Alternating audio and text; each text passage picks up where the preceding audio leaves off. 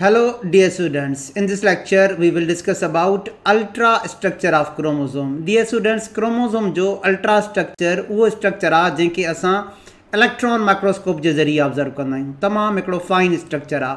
ऐं अॼु तव्हां सां अल्ट्रा स्ट्रक्चर कहिड़े क्रोमोज़ोम जो पढ़ी रहिया आहियूं? यूकैरियोटिक क्रोमोज़ोम जो पढ़ी रहिया आहियूं. Dear students, eukaryotic chromosome chromatin जो ठहियलु आहे. छा जो ठहियलु आहे? क्रोमेटिन जो. ऐं क्रोमेटिन DNA जे थ्रेड्स प्लस हिस्टोन प्रोटीन ॿिन्ही खे मिलाए करे चयो वेंदो आहे. So chromatin is DNA and histone complex. DNA ऐं हिस्टोन जे कॉम्प्लेक्स खे मिलाए करे असीं छा चवंदासीं? क्रोमेटिन चवंदासीं. हाणे DNA जेनेटिक मटीरियल आहे. ठीकु. DNA is the molecule that holds genetic information of an organism. पर जेके हिस्टोन प्रोटीन आहिनि उहे तमामु इम्पॉर्टेंट रोल प्ले कंदा आहिनि DNA जी पैकेजिंग में. DNA जी पैकेजिंग में. So histones are alkaline proteins.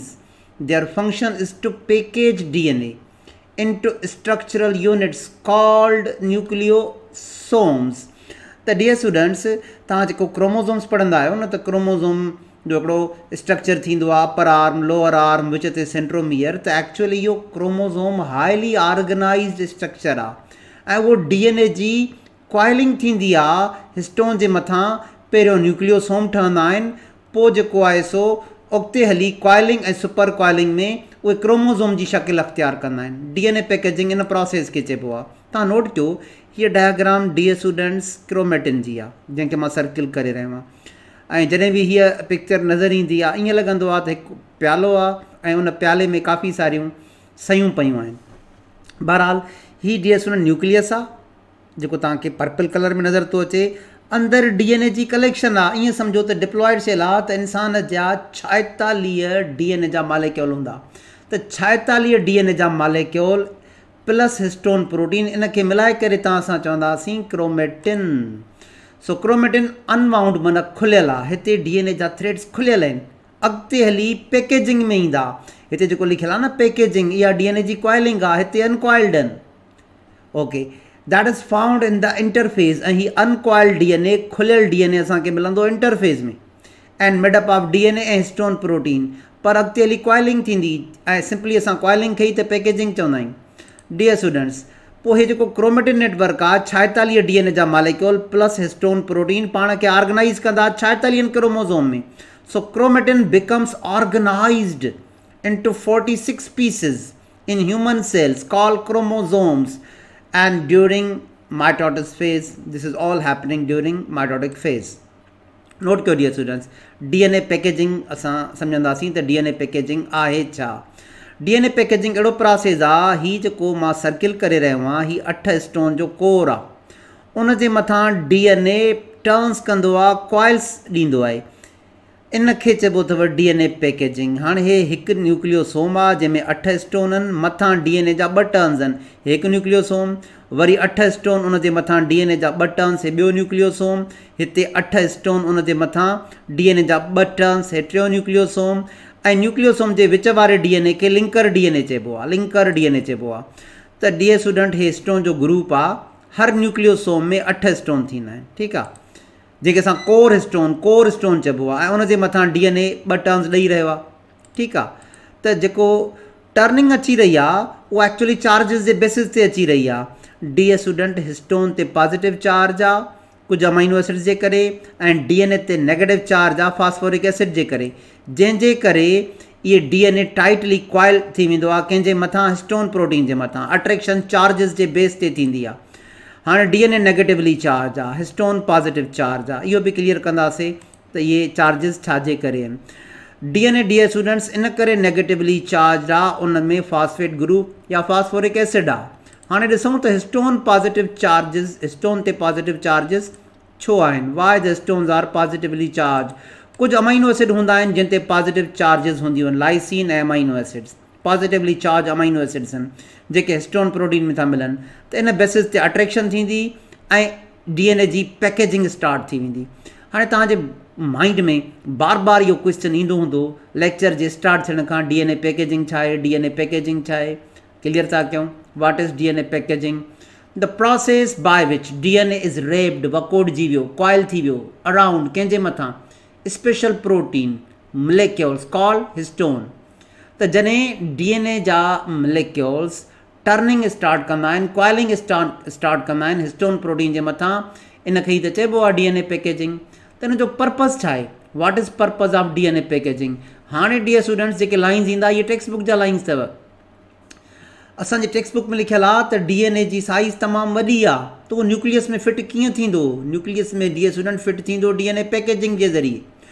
Two fit एक्सीसिव DNA ji size तमामु वॾी आहे, पर न्यूक्लियस त लिमिटेड आहे, त उन खे फिट करण जे लाइ DNA पैकेजिंग थी रही आहे। हाणे ही लाइन्स असांजी टेक्स्ट बुक जा अथव।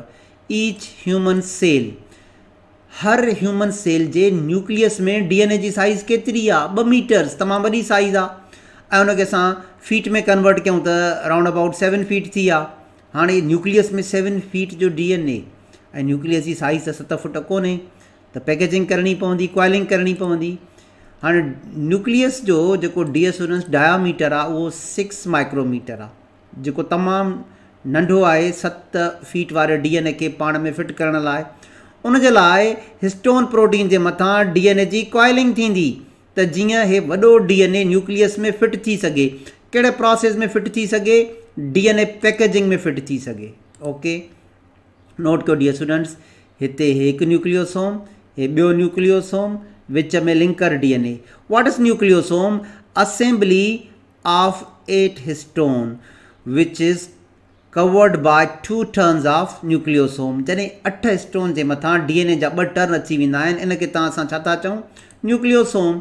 What is nucleosome? 2 turns of DNA around 8 histone. Okay, हे 2 न्यूक्लियोसोम जे विच में कहिड़ो DNA आहे? Linker DNA in between 2 nucleosome is called linker DNA।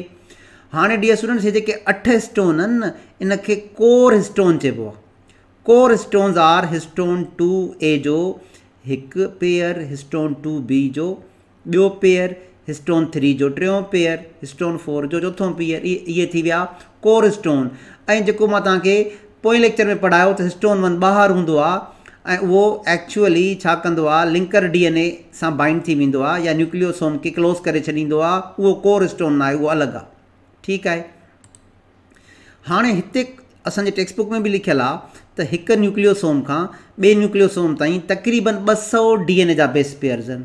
त उन 200 DNA जा बेस पेयर्स में हे जेके 2 टर्न्स आहिनि DNA जा, डियर स्टूडेंट 2 टर्न्स कंहिंजे मथां? 8 हिस्टोन जे मथां। इते केतिरा बेस पेयर आहिनि? 146 बेस पेयर्स आहिनि। हे जेके DNA जा 2 टर्न्स आहिनि कंहिंजे मथां? हिस्टोन प्रोटीन जे मथां या न्यूक्लियोसोम जेको ठहे थो, त इन में केतिरा बेस पेयर्स आहिनि? 146। त पोइ हिन लिंकर DNA में केतिरा आहिनि? डियर स्टूडेंट्स, 146 हिन न्यूक्लियोसोम में, 146 हिन न्यूक्लियोसोम में। माना न्यूक्लियोसोम जे मथां जेका DNA जी कॉइलिंग आहे उते असांखे 146 बेस पेयर था मिलनि, पर कुझु न, त हिन लिंकर DNA में जेको 2 न्यूक्लियोसोम जे विच में DNA आहे उन में केतिरा बेस पेयर हूंदा? 60। 146 + 60 हे थी विया 206। ऐं असांजी टेक्स्ट बुक में लिखियलु आहे 200, त राउंड अबाउट इहे 200 ई थींदा। ठीकु आहे। 146 + 60 206, वरी 146 + 60 206। त इहा कॉइलिंग रिपीट थी थिए 206 बेस पेयर खां। असांजी टेक्स्ट बुक में 200 लिखियलु आहे, तव्हां 200 ई यादि कयो। 146 base pairs of DNA are tightly associated with the nucleosome. 146 हिते, 146 हिते। ठीकु आहे। ऐं जीअं असांजी टेक्स्ट बुक में लिखियलु आहे, but 200 base pairs of DNA in total are associated with nucleosome. त 146 हिस्टोन जे मथां हूंदा आहिनि ऐं विच में जेके 60 बेस पेयर्स आहिनि उहे लिंकर DNA में हूंदा आहिनि। टोटल 206। बहरहाल असांजी टेक्स्ट बुक 200 थो लिखे, तव्हांखे वधीक कंफ्यूज़ थियण जी ज़रूरत न आहे, 200 यादि रखो। ऐं डियर स्टूडेंट, जेको अल्ट्रा स्ट्रक्चर क्रोमोसोम जो आहे, ॾिसो हे DNA पहिरियों खुलियल आहे, अनवाउंड आहे, इंटरफेस में अनवाउंड हूंदो आहे, जंहिंखे तव्हां असां क्रोमेटिन था चऊं। पोइ नोट कयो डियर स्टूडेंट, हे जेको DNA आहे कॉइलिंग स्टार्ट कंदो आहे। कंहिंजे मथां कॉइलिंग स्टार्ट कंदो आहे? हिस्टोन जे मथां न्यूक्लियोसोम ठाहींदो आहे। हे क्रोमोसोम ऑर्गेनाइज़ थी रहियो आहे। क्रोमोसोम डियर स्टूडेंट ऑर्गेनाइज़ थींदो आहे न्यूक्लियोसोम्स मां। त क्रोमोसोम जी ऑर्गेनाइज़ेशन में या DNA जी पैकेजिंग में पहिरियों स्टेप ई न्यूक्लियोसोम जो ठहिणु आहे। पहिरियों स्टेप ई न्यूक्लियोसोम जो ठहणु आहे। ॾिसो हे DNA डबल हेलिकल आहे। Dear student, double helical DNA खे छा चइबो आहे? डुप्लेक्स DNA चइबो आहे। ऐं पहिरियों ई उहो DNA जेको डुप्लेक्स DNA आहे ॿ टर्न्स ॾेई रहियो आहे 8 हिस्टोन जे मथां न्यूक्लियोसोम 1 न्यूक्लियोसोम 2 न्यूक्लियोसोम 3 न्यूक्लियोसोम 4 तमामु घणा न्यूक्लियोसोम थींदा आहिनि ठीक है dear students. DNA coils around histone to make nucleosome. What is nucleosome? 2 turns of DNA around 8 histone is called nucleosome. 2 turns of DNA around 8 histone protein is called nucleosome. Dear students, this is very important point. The nucleosome is the first level of folding, first level of coiling, first level of condensation.